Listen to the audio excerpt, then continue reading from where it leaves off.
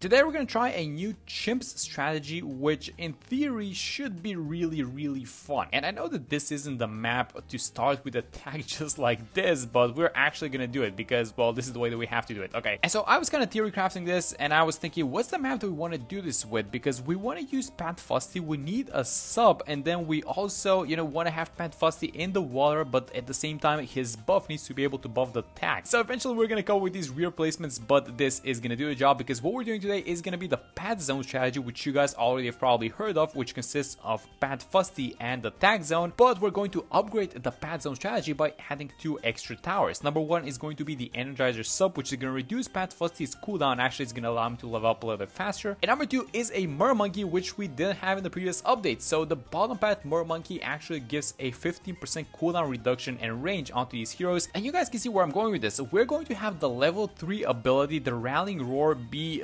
like it's gonna have like closer to like 90% uptime or something like that. So this Tack Zone is gonna go ham, and that's why the placement doesn't even matter that much because, well, it's gonna be buffed almost all the time. And this is, by the way, the weirdest defense. Like look at this sub placement as well and attack. So let me try have Pat Fusty, and this guy's range is so short. Like, let me just, if I have him like this, is he in the war? I really can't. I really hope that he's in the war, by the way. Look at his range, by the way. He can barely see the track, but it's completely fine because we're not gonna be relying on Pat Fusty. So here's what I'm doing. I'm gonna be going for a 205 tag zone actually. And we want to go for the attack speed crosspath because, well, we're gonna get the damage from Pat Fusty, so we want to go for that one, even though the range is, again, it's not gonna be really good on this one, and it's only like this one spot in which the track is going to intersect in a way. So balloons are gonna be coming out from the right to the left, and then as you guys can see, they're making a circle, so they're gonna get attacked once again by the tag. Again, absolutely terrible placement onto this thing, but I do think that this is gonna work. So round 15, let's use the Pat Fusty ability when these pink balloons appear, and then we are gonna get the money for attack spare. So let me just buy this thing as soon as possible. And yes, this is gonna get close, guys. Yeah, this Tack is barely attacking these balloons, and it's a little bit of our fault, but let's try and change that a little bit. So we do need a village, and we're going to need some camo detection. So I'm thinking maybe we start things off by buying this. Like, let's get an advanced intel sub, and maybe we're gonna go for a submerged support. And I'm just thinking, if I buy a village like right here onto this little pedestal, is it gonna reach the Tack? I should have tested this. Let's actually see how we're doing around 22 because we are in the early 20s, and these guys are, well, they're not defending as well as they could be. So let's see how we're gonna do in 23, and then I will buy the submergent support. So there's one pink balloon that's kind of making it all the way around, but I think we have this one. Yeah, there we go. So let me buy the submergent support right now for this green balloon. Yes, but look at our ridiculous setup. It's working, guys. So we're defending these. I guess it's round 27. It's a bunch of yellow balloons, so no problem onto this one. We are gonna need a bunch of pierce, and this is, well, we're gonna have some lead balloons, so we do have the money to buy the village. So let's see if Pat Fusty is gonna be enough to beat these lead balloons. He's doing a fine job, it looks like, for now. Yeah, so it's gonna be fine for rounds 28 and 30. I think the leads onto these guys. So let's just check the village thing if the village reaches. So just like this. Oh my god, I think it reaches if I just place it like this. Let me just check.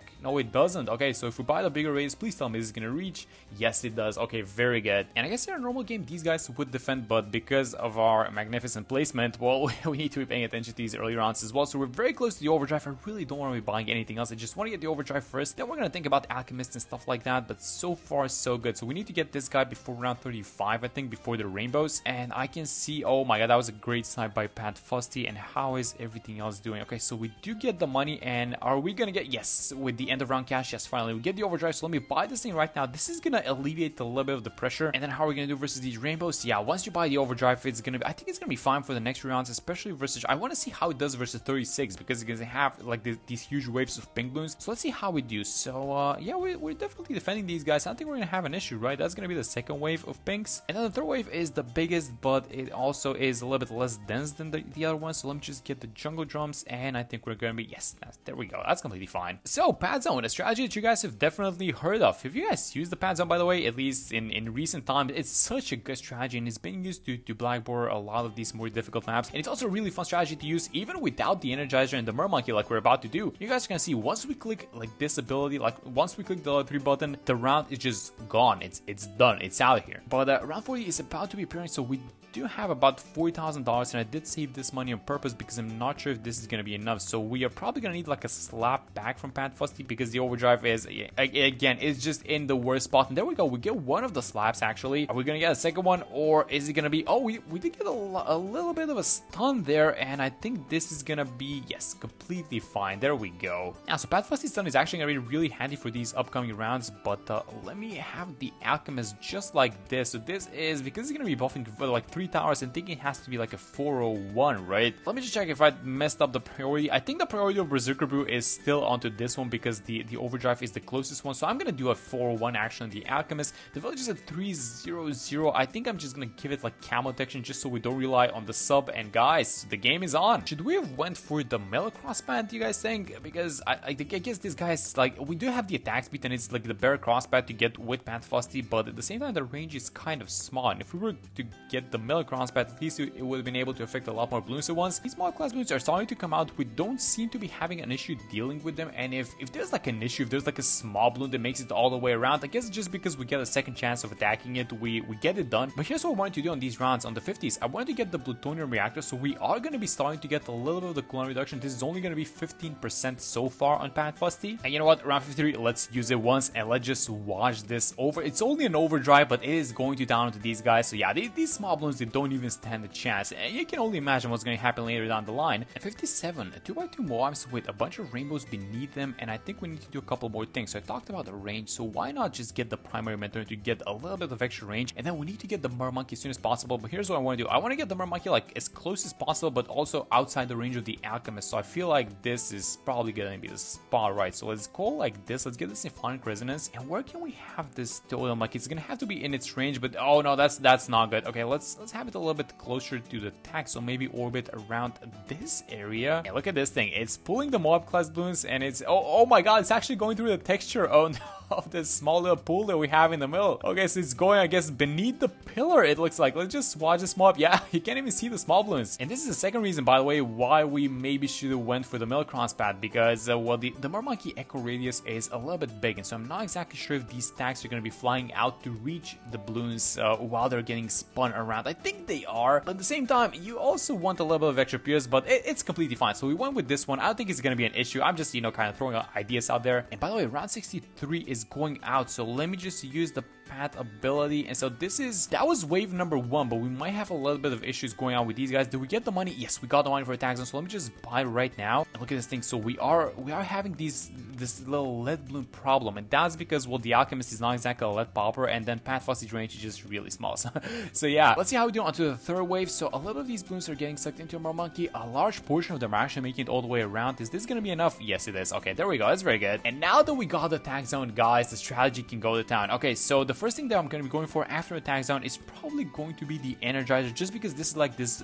big cooldown reduction number, and it's also gonna help Pat Fusty level up a little bit faster. And there's something very interesting as well, and actually I don't want to tell you guys, I want to show it to you guys when these BFBs appear, because Pat Fusty, well, like all heroes, well, not all of them, but the majority of them, he has 2 abilities. So one of the things that we could do is, and because the cooldown onto his level 10 ability is actually really short, as you guys can see at the bottom, when we start getting these cooldown reductions, I am pretty sure that thing is gonna have like almost 100% uptime by itself as well. So it's gonna be crazy. At 75, look at these goofy blues go through the texture of the pillar. Oh my god, we're gonna have a bunch more BFVs come out, and just look at these guys go. I mean, it's really nice that we're setting them all up for the attack zone. And you know what, I've been thinking we're probably going to, because I went for the top hat onto the village, we're probably gonna need to do something for the deities later on. So maybe like a glue storm or something like that, which again is a cooldown, and we actually, well, we love cooldowns because we're gonna be reducing them by a lot. And wait a minute, 76, I'm gonna use the level 3 ability just to be safe onto this one. And something else that you guys might have noticed about this setup is that it's relatively cheapish, right? So the tag zone is about 20k, but it's a nice save up from the overdrive. And then look at the price of the Energizer, 33.4k, so kind of, I think, relatively cheapish as well, especially once you bought the tag zone. And then the final harmonic, 27,000, not at all,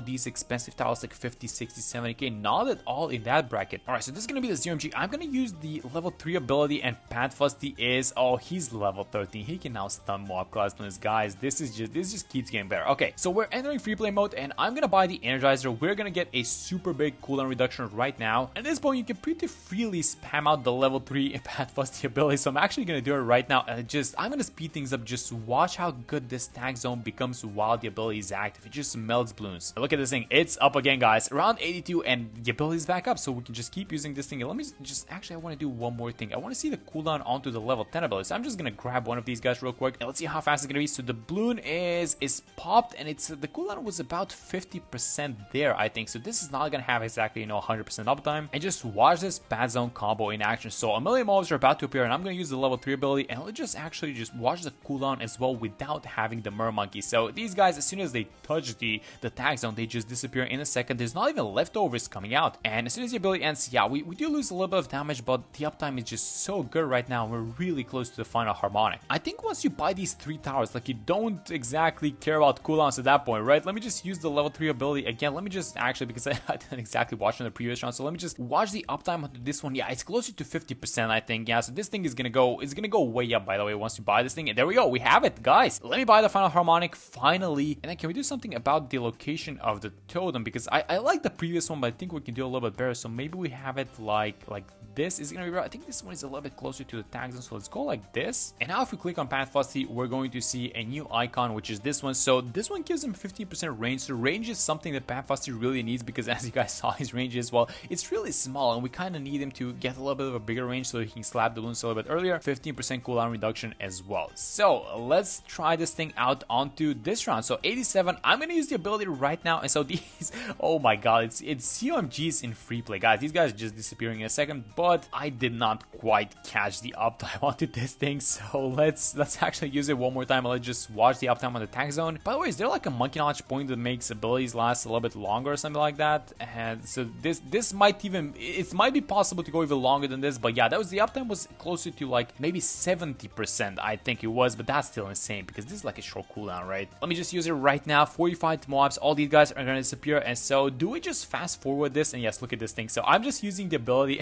and I really don't even care where the balloons are at, because in a normal game, you're supposed to care. You're supposed to be planning these things, but I am not exactly at this point. And by the way, we have a little bit of an issue, and that issue is going to be these guys. So DDTs, and how are we doing? I'm going to use the tag zone ability, but we cannot exactly pop DDTs because we're only relying on the AMD. So let me get the glue strike right now. This was a very timely purchase, guys.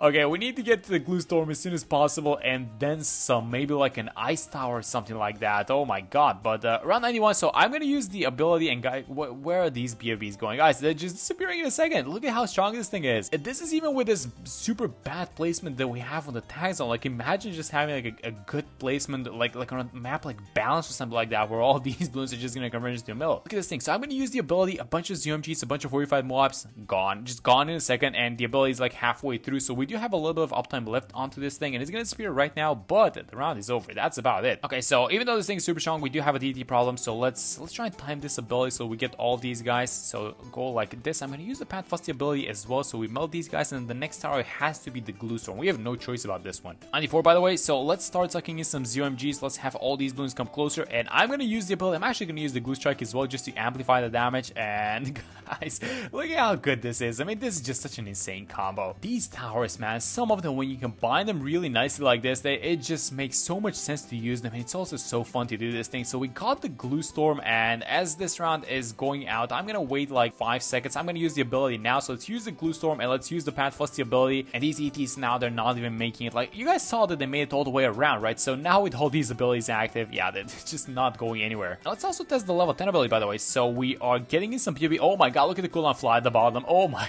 god, it's just out. And a good thing about the level 10 ability is that it can also pull ZOMGs, but do you need to wait for level 20 for that thing? I'm not exactly sure. I don't think you do. It can grab several big balloons. Okay, so it just can pull more balloons eventually. Oh, wait a minute. We have the ZOMGs incoming, so I'm going to use the level 3 ability, and then can we get Path Fusty to level 20 or something like that? Let's buy the level 19 then, and are we going to get to level 20? I don't think this is happening before round 98, before the big one, but it's completely fine. Okay, so these 45 ZOMGs, I'm going to use the level 3 ability. We can crush these guys if we wanted to, but I think the ability is going to be fine because we don't care about the cooldowns. And then what else do we need for these upcoming rounds? I think it's completely fine. As long as we save the abilities and we're smart with them, I think it's going to be fine. Okay, so this is the most fun round out of all of them. This is going to be round 98. So let's use the level 3 Path Fusty ability. I'm not even going to use the glue storm, guys. I'm just going to keep it.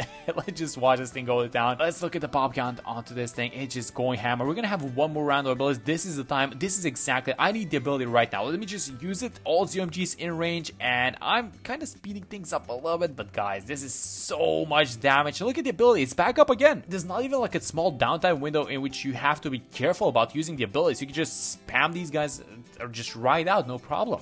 That's so much damage. Wow, this is just such a fun combo, such a good combo as well, but we need to use the glue storm, so let's just wait for all these guys to come out. I'm going to use the ability right now. I'm going to use the level 3 ability, and hopefully this is going to carry over a little bit to round 100 with 26k to deal with this one, but is it going to be enough? Okay, so the bat is coming in range to this thing, so let me use the Tack zone, and let's just get this thing going. Let's just start getting the damage slowly into this bat balloon. It's passing through again, so I'm going to use the level 3 ability again, and is it going to, oh my god, it actually popped it on the first way back. That's so crazy how much damage this thing it does. And are we gonna have the ability again? We are, but it's not necessary. Yeah, there we go. Man, this combo is just so good with all this cooldown reduction. There's so many fun things to do in this game, and I guess with the Mermonkey, you know, this is one of them. It also centers the balloons around really nicely around your Tack zone, and that's it. 1.6 million pops speaks for itself. But yeah, that's it for this one. Hope you guys enjoyed the video, and hope you guys try this strategy out. And if you have already tried it, tell me what you think about it. But that's gonna be it for this one. Thank you guys so much for watching the video, and I'm gonna see you on the next one.